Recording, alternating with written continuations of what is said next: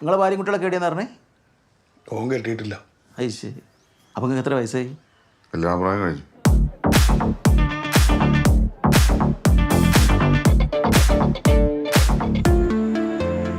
ചെറുപ്പത്തിൽ ഞങ്ങള് സ്ഥിര കുളത്തിലായിരുന്നു.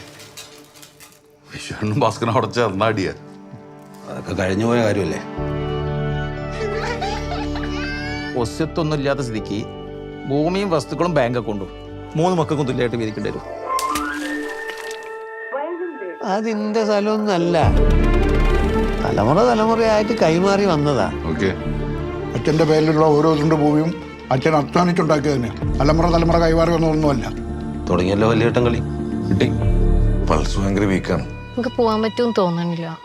മോളെപ്പോഴും മുസ്ലിം തന്നെയാ.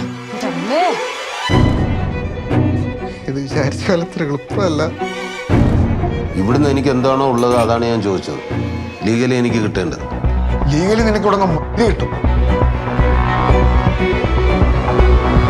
കുടുംബത്തിന് ഒരുപാട് ഡാർക്ക് സീക്രട്സ് ഉണ്ട്. ഇത്ര ഈഗോയിസ്റ്റിക് ആയിട്ടുള്ള ഒരാളെ ഞാൻ എൻ്റെ ലൈഫിൽ കണ്ടിട്ടില്ല. ഒരുപാട് വർത്തമാനം പറഞ്ഞോണ്ടല്ലോ. എന്താ നടക്കാന്ന് എനിക്ക് തന്നെ മനസ്സിലാവുന്നില്ല.